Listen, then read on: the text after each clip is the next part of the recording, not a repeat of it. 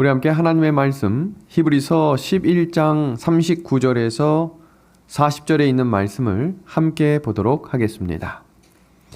이 사람들은 다 믿음으로 말미암아 증거를 받았으나 약속된 것을 받지 못하였으니 이는 하나님이 우리를 위하여 더 좋은 것을 예비하셨은즉 우리가 아니면 그들로 온전함을 이루지 못하게 하려 하심이니라. 아멘. 오늘 본문 히브리서 11장 39절과 40절에는 이 사람들이라고 하는 부류의 사람들과 우리들이라고 하는 부류의 사람들이 나뉘어지고 있는데요. 이 사람들은 뭘 받지 못했다고 이야기하고 있냐면 약속된 것을 받지 못했다라고 소개하고요. 우리라고 하는 이 사람들은 무엇을 받았다라고 되어 있냐면 더 좋은 것을 예비하셨다라고 이야기합니다. 그렇다면 우리가 이 본문을 보면서 어떤 생각을 할 수 있냐면 이 사람들보다 우리가 더 나은, 더 좋은, 더 특별한 사람들인가 라고 생각할 수 있지만 이 성경의 원문에서는 이렇게 소개하고 있습니다. 하나님이 과거에 신실한 자들에게 주시기로 약속된 상보다 더 좋은 것이라기보다는 하나님이 우리에게 그들과 함께 같은 길을 갈 수 있는 기회를 허락하신 것이 더 좋은 것임을 기억해야 한다라고 소개하고 있습니다. 다른 말로 이야기하면 믿음의 사람들이 걸어갔던 그 길에 함께 걸어가는 동역자들이 되었다라는 이야기인데요. 그들이 가지고 있었던 것은 바로 믿음입니다. 히브리서 11장에 등장하고 있는 인물들을 소개해 볼게요.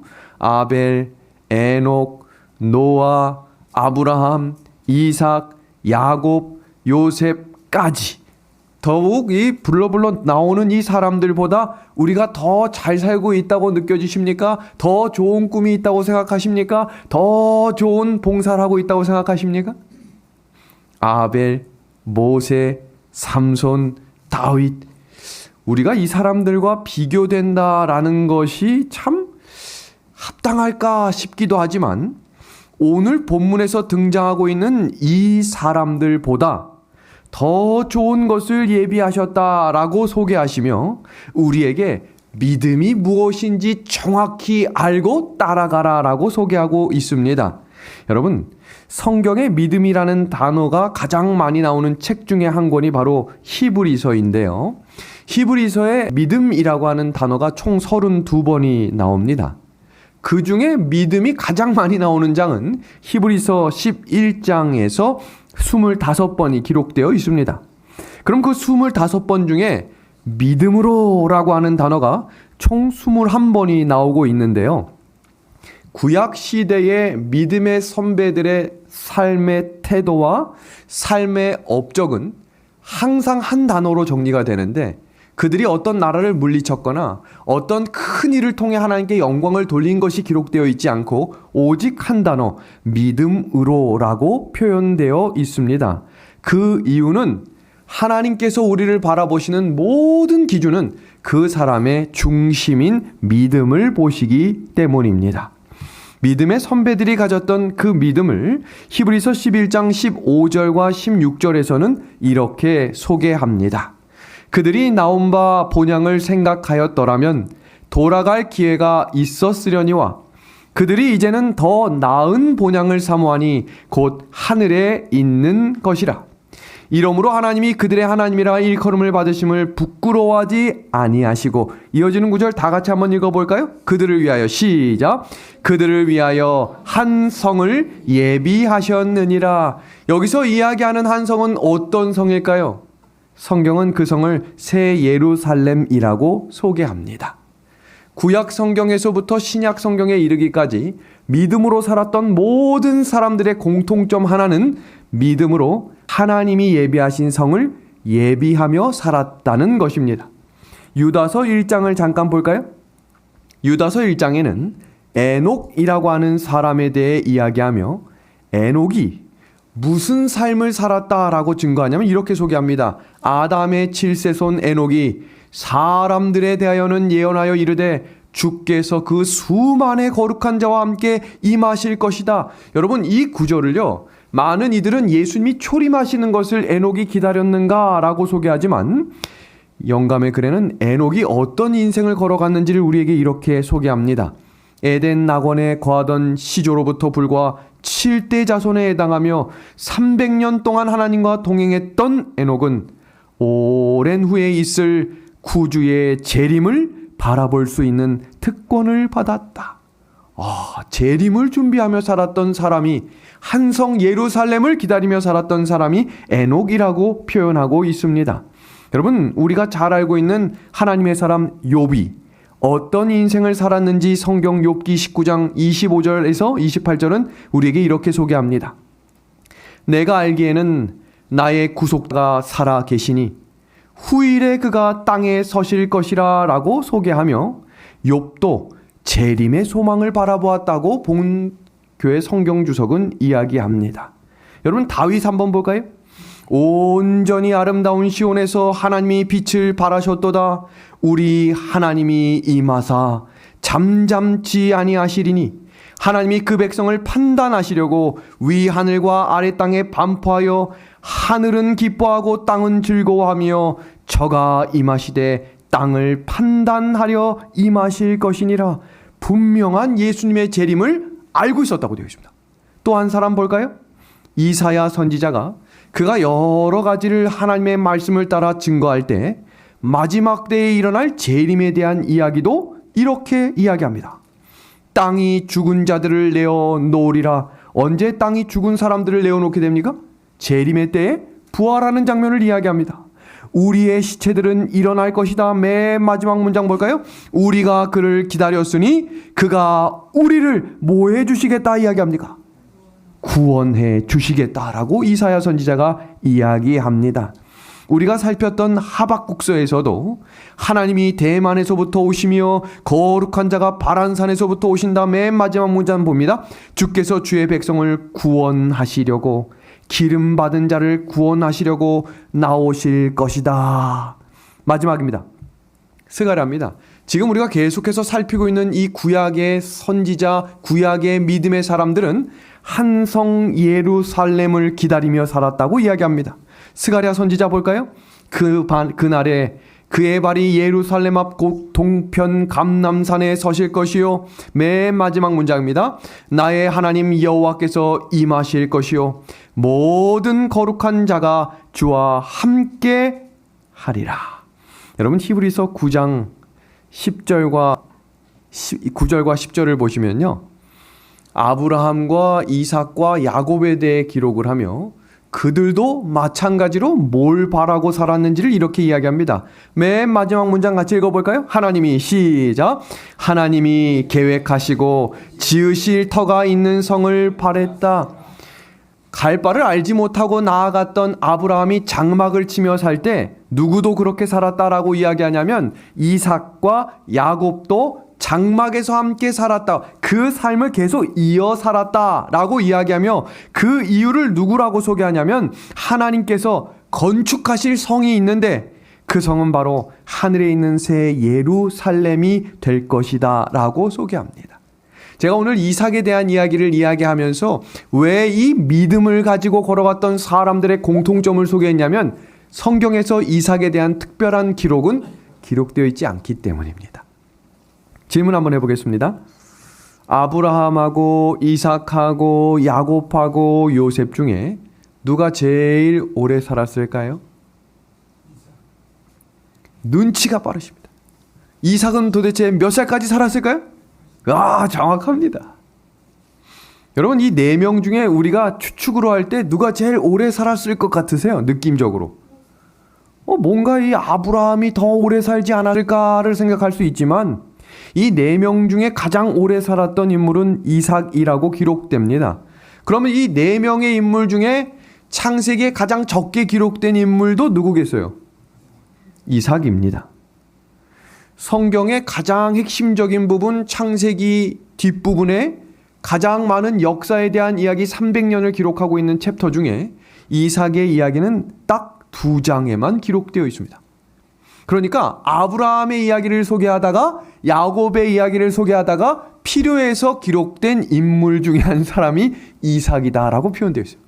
그러니까 이삭은 특별히 그의 출생부터 기록된 이 장면 속에 이삭의 특별한 행적이나 이삭이 특별한 어떤 하나님을 위해 영광을 돌렸다는 기록은 기록되어 있지 않고 그냥 결혼했다라는 구절이나 아브라함을 따라 이삭과 함께, 근데 우리가 그 구절을 기억할 때 아브라함을 중심으로 그 아들을 어떻게 하나님께 드렸는가에 초점을 맞추지 이삭이 어떤 마음으로 올라갔는가는 아주 잠깐만 다루고 넘어가 버립니다. 그렇게 아버지 아브라함과 아들 야곱 생애 가운데 삽입적으로 나타나 있는 단순한 인생 이삭. 도대체 이 사람은 어떤 사람이었을까요? 어떤 신학자는 정말 특별한 사람들 중에 평범한 사람으로 이 땅을 살아갔던 사람이다라고 표현됩니다. 저는 왜 이삭의 이야기를 성경에 기록해 두셨을까를 묵상하면서 어쩌면 우리는 특별한 사람이라기보다 이 땅을 살아가는 평범한 사람 중에 한 사람일 수 있기 때문에 이삭의 인생을 통해 배워야 될 매우 중요한 교훈이 우리에게 있음을 하나님은 가르쳐 주시고자 한 것이 아닐까라는 생각이 듭니다. 여러분, 성경에요, 이삭에 대해 소개할 때 하나님은 우리들의 하나님이다 라고 소개되는 몇 가지 특별한 구절들이 있는데, 여러분, 이삭은 우리가 알고 있는 언약의 하나님을 이야기할 때 아브라함의 하나님, 그 다음 누구의 하나님이 나오죠? 이삭의 하나님, 그 다음 누구의 하나님 나와요? 야곱의 하나님. 근데 성경에 아브라함의 하나님이나 야곱의 하나님에 대해서는 구약, 신약 곳곳마다 특별한 구절 속에 부연 설명이 나오는데 이삭에 대해서는 특별한 부연 설명이 나오는 구절이 거의 없습니다. 그래서 우리가 이삭을 통해서 살필 수 있는 것은 아브라함과 이삭과 야곱의 하나님을 통틀어 사람들은 언약의 하나님이라고 부르고 그 언약의 하나님을 우리의 하나님이라고 부르는 것을 좋아해요. 성경에 특별한 인물들 이름이 지칭되기도 하지만 히브리서에 믿음의 싸움을 하는 사람아라고 기록되어 있지 않고 그 믿음을 걸어가는 사람들을 일컬어 뭐라고 표현하고 있습니까? 여기 본문에 우리라는 단어로 표현되고 있어요. 우리가 주기도문을 기도할 때도 하늘에 계신 나의 아버지라고 기도하라고 가르쳐 주시지 않고 하늘에 계신 누구의 아버지라고 부르게 되어 있습니까? 우리라고 하는 이유는 특별한 사람들만을 위한 하나님이 아니라 평범하고 보통의 사람들마저도 하나님이 귀하게 여기시는 분임을 가르쳐 주시기 위함입니다. 그렇게 시작되는 이삭의 이야기를 잠시 살피겠습니다.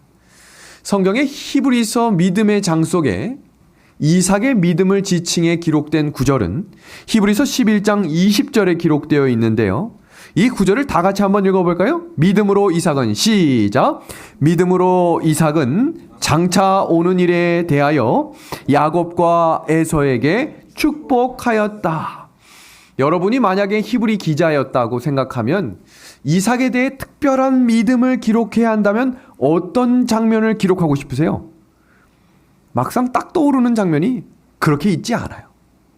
근데 이 구절은 어떻게 보면 이삭이 실수했던 장면일 수 있는 장면을 왜 히브리 기자는 믿음이라고 표현한 것일까요? 이 장면을 잠깐 소개하겠습니다. 저희가 다음 시간에 좀 깊이 살펴볼 이야기지만 야곱과 에서는 쌍둥이로 태어나서 태어나면서부터 뭔가 분쟁이 있었던 아주 특별한 형제였습니다.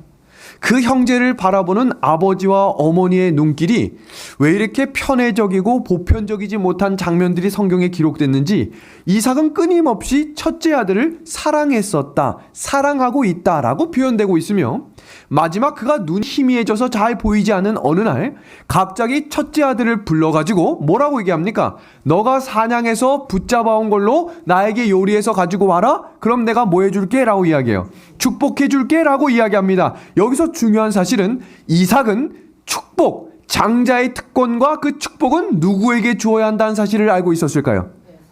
야곱에게 줘야 한다는 사실을 태어날 때부터 하나님의 말씀을 통해 듣고 있었기 때문에 알고 있었다고 되어 있어요. 그렇다면 알고 있는데도 불구하고 하나님의 말씀 불순종할 수 있는 겁니까? 우리와 같은 사람일 수 있다는 게. 우리도 하나님의 말씀 알고 있는데 어기는 죄들 있어요, 없어요? 있어요? 그럼 그 장면 속에 지금 그 이삭이 잘못된 행동과 형편이 이루어지고 있는 이 상황 속에 하나님이 역사하시겠어요? 역사하지 않으시겠어요? 이게 중요한 거예요. 하나님은 하나님이 계획하신 그 뜻을 이루기 위해 사람의 잘못된 선택도 활용하시며 올바로 붙잡아 주시는 하나님임을 기억하게 되기를 소망합니다. 자신이 계획한 하나님과 반대되는 일을 하고 있는 이때 하나님이 속이는 자 야곱을 통해 하나님의 계획이 어떻게 이루어져야 함을 깨닫게 하십니다.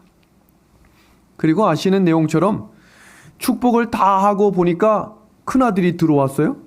그러니까 지금 잘못된 축복이 이루어졌음을 깨닫자 이삭이 야곱을 불러서 호통을 칩니까? 아니면 야곱을 불러서 축복을 합니까? 이것을 성경은 믿음이라고 표현합니다. 그 내용을 같이 보겠습니다. 창세기 27장의 내용입니다. 이삭이 심히 떨며 이르되, 심히 떨었던 이유는 화가 나서가 아니라 그 마음 가운데 성령이 역사했기 때문이라고 이야기합니다. 그 장면을 잠시 후에 보겠습니다. 그가 반드시 복을 받을 것임이라. 여호와께서 그에게 이르시되 큰 자가 어린 자를 섬기리라. 하나님께서 약속하신 언약이 생각나기 시작했는데요. 긴 내용이지만 영감의 글을 그대로 한번 읽어드리겠습니다.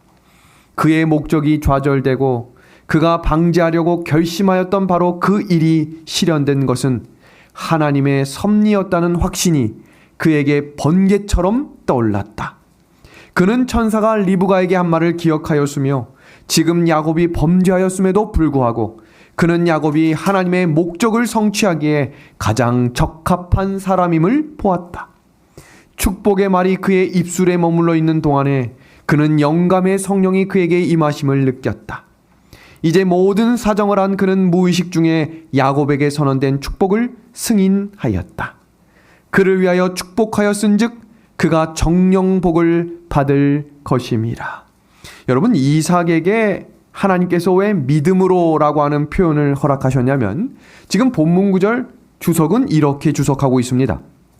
이삭은 자신이 속임을 당한 것을 깨달았을 때 진정 가족의 미래가 암담하게 다가왔을 것이다.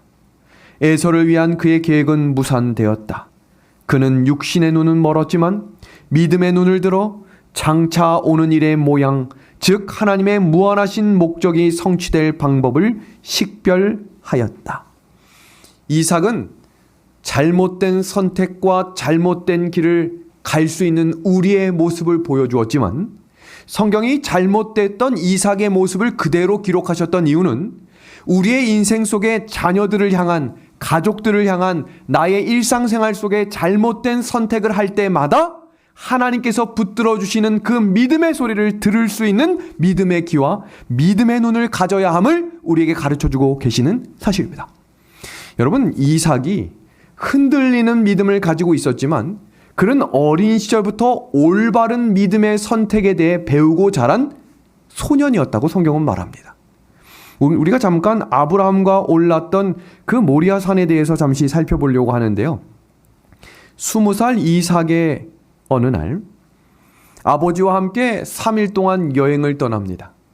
아버지와 여행을 떠나는 이 시간이 이삭에게 잠시 생각이 깊어졌던 이유는 아버지의 표정이 평소와 같지 않았기 때문이겠죠.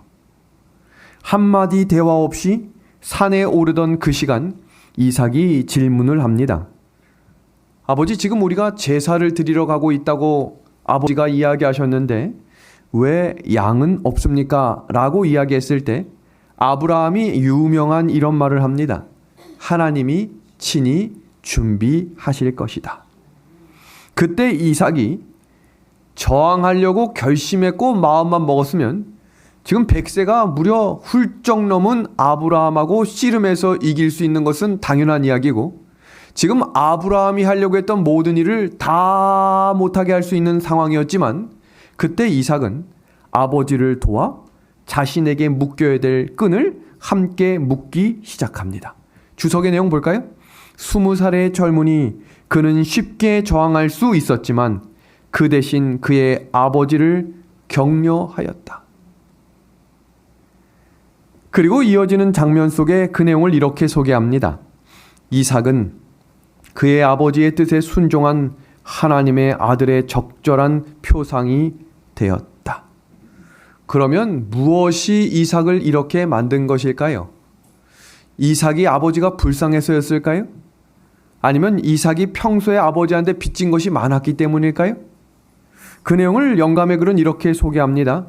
아브라함의 하나님께 대한 평소의 신앙과 그분의 뜻에 대한 복종은 이삭의 품성에 반영되었다. 아버지 아브라함이 실물 교훈으로 보여주었던 평상시의 행동과 태도와 말이 어린 유년 시절을 보냈던 이삭의 삶 속에 스며들었다고 되어 있어요. 어떤 선택, 어떤 기도, 어떤 태도가 자연스럽게 스며들었다고 이야기하며 이어지는 영감의 글 보겠습니다. 그는 아브라함의 믿음을 나누어 가진 사람이었으므로 자신의 생명을 하나님께 제물로 드리도록 부르심을 받은 것을 영광으로 생각하였다. 여러분, 창세기 22장에 기록된 아브라함의 믿음은 사실 아브라함과 이삭의 믿음으로 기록되어야 되는 장이에요. 그런데 그 장면이 아브라함에게 중점적으로 다뤄지고 있지만 영감의 글에서는 이 이삭이 어떤 믿음을 가지고 청년 시절과 어린 시절을 보내게 됐는지를 너무나 자세하게 소개하고 있습니다. 그렇다면 그 결정적인 순간에 그 이삭이 하나님께 자신을 드리는 것을 영광으로 생각했던 그 이유를 주석은 이렇게 소개합니다. 볼까요? 이삭이 그의 아버지의 판단을 존중한 것은 유년 시절부터 하나님을 즉시 신뢰하고 순종의 생활을 살아가도록 가르침을 받고 훈련을 받은 결과였다. 여러분, 우리가 어린 자녀들 다 큰 성인이 돼서 뭔가를 지시하고 따라야 한다라고 말할 때 이 말을 듣는 것이 쉽지 않음을 제가 이 두 아이가 크고 있는 장면을 보면서 너무 실감하고 있어요. 어린 시절에 이렇게 하자라고 하면 네라고 대답했다가 이제는 싫어가 더 많아졌어요. 근데 결정적인 순간에 가끔 이 태섭이가 저를 위로의 말을 할 때가 있어요. 야, 이 아이가 어떻게 듣거나 안 듣거나 함께 예배에 참여하고 신앙을 우리가 함께 누릴 수 있는 이런 귀한 복된 가정과 교회를 주신 하나님께서 우리의 자녀들의 삶 속에 역사해 주시기를 함께 기도하기를 축복합니다. 귀한 소식입니다. 왜냐하면 이 아이들이 보고 듣고 나누고 자라나는 과정 속에 하나님이 때에 따라 필요한 사람들을 주변에 두실 것이기 때문입니다. 여러분, 이삭의 이야기는 이것으로 거의 끝이 나요. 그래서 지금 오늘 설교가 이제 거의 마무리될 수 있는 장면이지만 제가 어디에 약간 오늘 초점을 또 한번 두었냐면 바로 창세기 24장입니다. 창세기 24장은 챕터 정면에 어떤 제목이 나오냐면 이삭의 결혼이라고 되어 있는데 정말 신기한 건 뭐냐면 이삭의 결혼인데 이삭이 등장하지를 않아요. 정말 특별하죠? 이삭의 결혼이면 이삭이 누구 여자를 만났고 누구랑 연애했고 누구랑 어디 가서 추억을 만났으면 이런 걸 기록해야 되는데 이삭의 결혼이라고 하면서 처음 등장이 누군지 아세요? 아브라함. 그 다음 등장인물이 누군지 아세요? 그의 노종이 나와요. 그리고 이삭은 언제 나오냐면 맨 마지막 창세기 24장이 정말 길거든요. 67절까지 있는데 이삭이라는 단어가 거의 안 나오다가 거의 마칠 때쯤 이삭 이름이 딱 2번 정도 나옵니다. 도대체 결혼은 누가 하는 겁니까? 그 장면을 좀 잠깐 소개하겠습니다. 이삭에 대해 소개하며 여러분, 이삭을 정의 내리면 아브라함의 믿음하면 떠오르는 특별한 장면들이 있잖아요. 그리고 성경에 등장하고 있는 다니엘, 요셉, 우리가 특별한 장면들이 있는데 도대체 이삭을 생각하면 우리가 어떤 특별한 장면을 생각해야 할까? 성경의 이삭에 대한 장면들을 제가 다 하나씩 살펴보면서 찾았던 공통적인 단어 하나가 있는데 그것은 바로 기도였습니다. 이삭의 장면 속에 결혼을 앞두고 아시는 이야기처럼 이삭이 선을 보러 갔습니까? 아니면 가지 못했습니까? 아버지가 안 보냈어요. 저 같으면 노종과 함께 이삭아, 너 한번 같이 가가지고 너가 결혼할 사람 한번 만나도 보고 대화도 해보렴? 이렇게 해야 좋을 텐데 그런 얘기 전혀 없이 이삭은 절대로 데려가지 못한다, 이렇게 기록이 되어 있거든요. 그럼 이삭이 그때 뭘 하고 있었나 보니 저녁이 머물 때까지 기도함으로 나아가 묵상했다라고 말합니다. 그리고 창세기 25장을 보니까 항상 아브라함과 야곱 이야기 속에 특별하게 등장하며 삽입되는 인물이 이삭인데 이 이삭이 쉽게 임신이 안 됐었던 것 같아요. 긴 세월 동안 자녀가 생기지 않았어요. 그래서 그때에도 이삭은 아브라함의 오시범을 따르지 않고 기다렸어요. 그리고 그가 했던 게 뭐냐면 여호와께 간구하매라고 되어 있습니다. 창세기 27장과 창세기 28장에 잘못된 축복과 잘못된 선택으로 인해 자신의 뜻대로 되지 않았던 그때에도 그는 하나님의 뜻을 따라 기도하는 자리에 머물렀던 인물이 바로 이삭입니다. 여러분, 성경에 등장하고 있는 대표적인 결혼 모델들이 있어요. 그 중에 한 모델이 바로 이삭과 리브가고요. 또 다른 장면은 야곱과 라헬입니다. 그리고 세 번째는 에서와 헷 여인들에 대한 장면이 나오고, 네 번째는 삼손과 데릴라입니다. 그리고 다섯 번째는 암논과 다말인데요. 제가 태섭이 예섭이가 초등학교 1학년 때부터 결혼에 대해서 가르쳐 줬거든요. 결혼은 이런 사람과 해야 한다. 전 명확한 기준 한 가지만 제시했고, 지금도 이 두 아이에게 계속해서 강조하는 건 하나밖에 없어요. 신앙 안에서 결혼해야 한다. 다른 건 아직 안 가르쳐줬어요. 왜냐하면 성경의 원칙 중에 물론 지혜 있는 여자나 하나님을 경외하는 여자 이런 내용들이 잠언서에 나오지만 가장 원칙적인 기준은 하나님 안에 신앙을 함께 해야 한다라고 기록하고 있습니다. 이런 얘기 잘못했다가 돌맞을 수도 있는 시대에 우리가 살고 있지만 많은 청년들이 저한테 어떤 이야기를 하냐면 하나님께서 선교를 하라고 하셨으니 제가 선교하는 마음으로 믿지 않는 사람과 결혼을 하겠습니다. 그럼 제가 뭐라고 이야기하는지 잠시 후에 좀 말씀을 드릴게요. 아주 중요합니다. 여러분, 이삭과 리브가의 모델은 어른들에 의해 결정된 중매 결혼인데요. 오늘날 젊은이들한테 이렇게 이야기하면 말도 안 된다라고 이야기할 수 있거든요. 얼굴도 보지 못했는데 부모님이 결정했으니 결혼해라. 근데 이걸 오늘날로 적용하면 어른들의 지도를 따라 결혼하는 것이 지혜롭다. 올바른 해석 같죠? 두 번째, 야곱과 라헬은 연애 결혼의 대표적인 사례로 성경에 기록된 것이고요. 에서와 헷 여인들은 또 다른 여자와 결혼하는 일부 다처제의 모습이 갑자기 이제 또 등장하는 이야기고, 삼손과 데릴라는 가장 오시범적인 모델인데요. 자기가 좋은 대로 결혼하는 것은 아주 위험한 사례로 적용된 이야기입니다. 암논과 다말은 이 입에 담기 어려운 이야기죠. 정욕의 희생의 이야기로 결혼된 아주 문제가 많은 결혼인데, 그럼 오늘 성경에서 등장하고 있는 이삭과 리브가의 결혼의 모델이 왜 우리에게 중요했고 그것을 받아들였던 이삭은 어떤 믿음을 가졌는지를 잠시 살펴보겠습니다. 이삭의 결혼은 아브라함의 결정에 의해 시작이 되는데 왜 아브라함이 그렇게 했느냐면 하나님의 언약 때문입니다. 왜냐하면 하나님께서 어떤 언약을 주셨죠? 너를 통해 복의 근원이 되는 메시아가 나올 것이기 때문에 그 메시아가 나올 수 있는 통로는 하나님의 법칙을 따라 결혼해야 한다는 사실을 아브라함이 알고 있었습니다. 오늘날 살고 있는 그리스도인들에게도 결혼의 원칙과 법칙이 무너지는 이 시대에 왜 하나님께서 이삭의 결혼 사례를 우리에게 성경 속에서 가르쳐 주시는지를 살펴보기를 원합니다. 창세기 24장에 아브라함이 이삭의 아내를 정하기 위해 원칙은 딱 한 가지였습니다. 그것은 바로 3절과 4절인데요. 내가 너에게 하늘의 하나님, 땅의 하나님이신 여호와를 가리켜 맹세하게 하노니 너는 내가 거주하는 이 지방 가나안 족속의 딸 중에서 내 아들을 위하여 아내를 택하지 말고 내 고향 내 족속에게로 가서 내 아들 이삭을 위하여 아내를 택하라. 여러분, 이 원칙을 그대로 누가 또 선포하냐면 모세입니다. 신명기 7장 3절과 4절에 하나님의 백성들에게 선포하시는 장면을 잘 보십시오.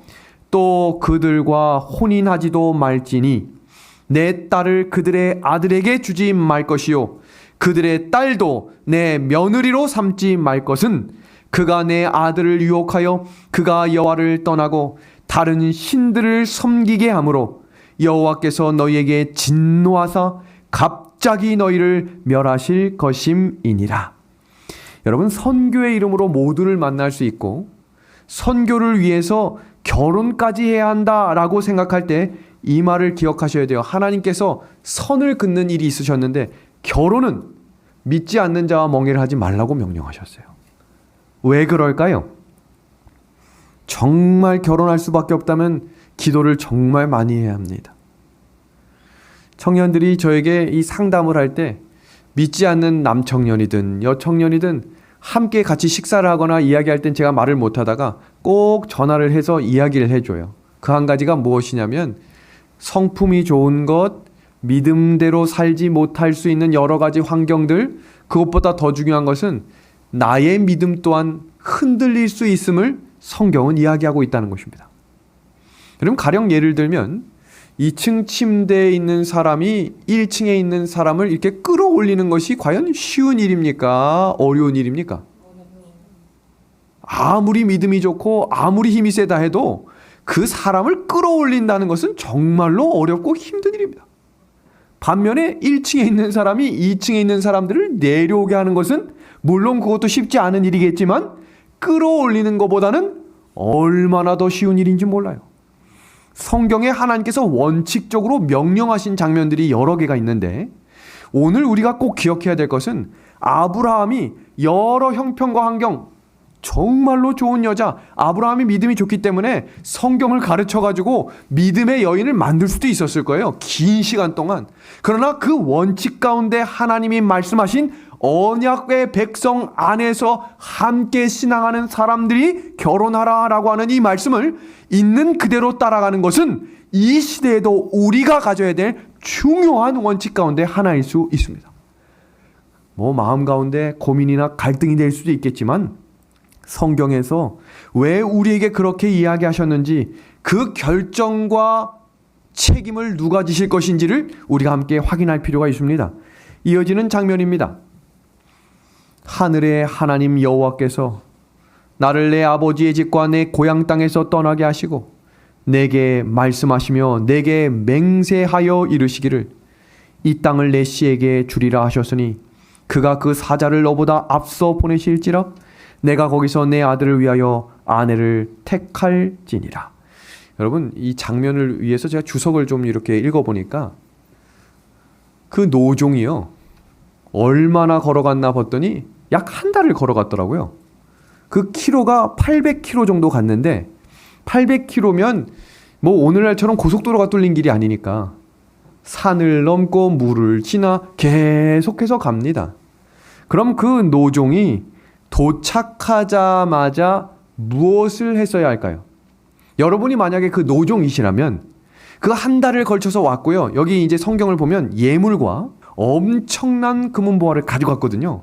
그럼 여러분이라면, 그리고 제가 보니까 이 사람은 아브라함의 재산을 관리했던 총무였어요. 그럼 이 무슨 뜻이냐면 세상의 견문과 지혜가 누구보다 뛰어났던 사람이란 뜻입니다. 그럼 여러분이 만약에 그 사람이라면 한 달을 넘게 걸어가서 도착했던 그 땅에서 뭘 하시겠어요? 방을 붙이든 아니면 사람들한테 소문을 내든 내가 왔다, 여러분 이제 줄을 서라, 누구랑 결혼할 수 있다? 아브라함의 아들 독자랑 결혼할 수 있다. 여러분 소문내고 이렇게 하면 사람들 몰려들겠어요? 안 들겠어요? 금은보화 걸어놓고 이벤트하고 야 여러분 모입니다, 이런 일이 있습니다. 아마 세상의 지혜대로 했더라면 엄청난 일들이 성경에 기록됐을 거예요. 한 달을 걸쳐서 그렇게 어렵게 도착했던 엘리에셀, 그 노종이 했던 시작이 뭐였는지 성경에 기록이 되어 있죠. 뭐 했다라고 되어 있습니까? 기도했다라고 되어 있어요.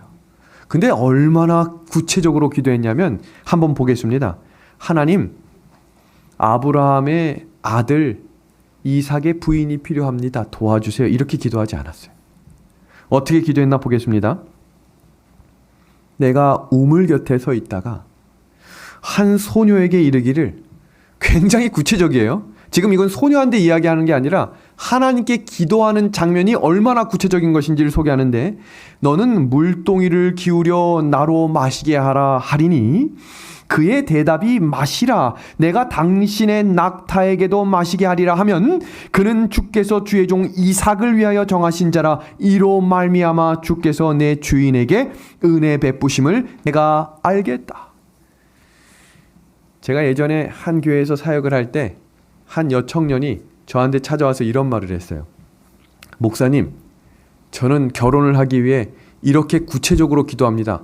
근데 그 구체적인 기도 내용 중에 14가지가 있더라고요. 얼마나 구체적으로 기도하는지 몰라요. 그 사람의 가족 형편, 그 사람이 어떤 종류의 일을 했으면 좋겠고, 그 사람이 어떤 사람, 어떤 인품, 어떤 성격, 이거 자세하게 기록해놨어요. 그리고 제가 그분을 한 5년 후에 만났거든요. 근데 그분이 저한테 뭐라 하는 줄 아세요? 하나님께서 14가지를 다 들어주셨대요. 깜짝 놀랐어요.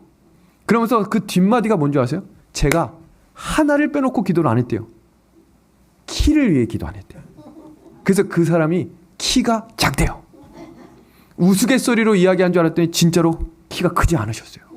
그러면서 저한테 뭐라고 하냐면 나중에 본인의 딸에게는 그거까지 15가지를 넣어서 기도하게 시키겠다. 저는 그게 어떻게 들렸냐면 믿음의 기도로 들렸어요. 근데 그 첫 번째가 무엇이었는지 아세요? 믿음을 가진 하나님을 저보다 더 사랑하는 남자를 만나게 해주십시오. 믿음의 기도였어요. 여러분, 지금 이 노종이 하나님께서 정하신 배필, 어떻게 보면요, 연명부나 결혼 정년기에 있는 사람을 돈을 주고 그 지역에 있는 사람 알아보는 거 어렵지 않았을 거예요. 사람을 선택하기 위해 본인의 생각을 말하지 않고 하나님께서 준비된 마음과 하나님을 향한 그 사랑을 확인시켜 달라는 기도를 드리자 하나님께서 정하신 때에 딱 적당한 인물인 누가 나타났습니까? 리브가가 나타납니다. 오늘 이제 설교를 말미로 접어들면서 이 시간이 지나고 난 이후에 여러분, 이 정도로 됐으면 우리는 무슨 생각할 수 있냐면, 여러분, 선교 활동을 갔어요. 끝나면 뭐 합니까, 사람들? 관광도 좀 하고 추억도 만들고. 여러분, 이 노종이 한 달이 걸려서 와가지고 어렵게 리브가를 만났거든요. 그럼 이제 뭐를 좀 하면 좋겠어요? 관광 좀 하고 좀 쉬고 추억도 만들면 되잖아요. 근데 그 자리에서 일어섭니다. 그리고 돌아갑니다. 그리고 성경에 나 누구는 이란 단어가 없고요. 모든 구절 속에 어떻게 되어 있냐면 나는 아브라함의 종으로, 이렇게 그 사람의 인생이 끝이 납니다. 저는 이 내용이 하나님을 믿는 그리스도인들의 자세가 될 때 하나님께서 준비된 사람을 만나게 하심으로 하나님께서 정하신 섭리를 경험하게 되는 귀한 겸손의 자리가 될 줄로 믿습니다. 돌아오는 그 사람을 만나기 위해 기도했던 이삭이 눈을 들어 봅니다. 그렇게 이삭의 장면이 시작되는데요. 그때가 어머니가 돌아가신 직후였던 것 같아요. 그래서 하나님께서 슬피 울고 마음 가운데 낙심해 있었던 그 사람에게 그 마음을 함께 할 수 있는 동역자 리브가를 보여주심으로 이삭은 고민 없이 결혼함으로 한 가정을 이루는 믿음을 보여주게 되었습니다. 이것이 성경에 기록된 이삭의 인생의 중반부입니다. 그렇게 살게 된 이삭은 그 이후로도 특별한 장면은 없지만 평범한 사람으로 하나님께서 믿음으로 살았다라고 정의 내려지는 인생을 걸어가게 되었습니다. 우리 은하수 믿음의 가족 여러분, 평범한 삶 속에 역사하시는 하나님께서 이번 한 주간도 우리의 하루하루를 은혜 가운데 인도해 주실 줄로 믿으며 우리 자녀들의 인생도 우리 가정의 모든 삶도 하나님께서 책임져 주심을 경험하고 고백할 수 있는 그런 이삭과 같은 믿음을 가진 저와 우리 믿음의 가족들이 되기를 소망하며 오늘 저녁 성경 연구를 마치도록 하겠습니다.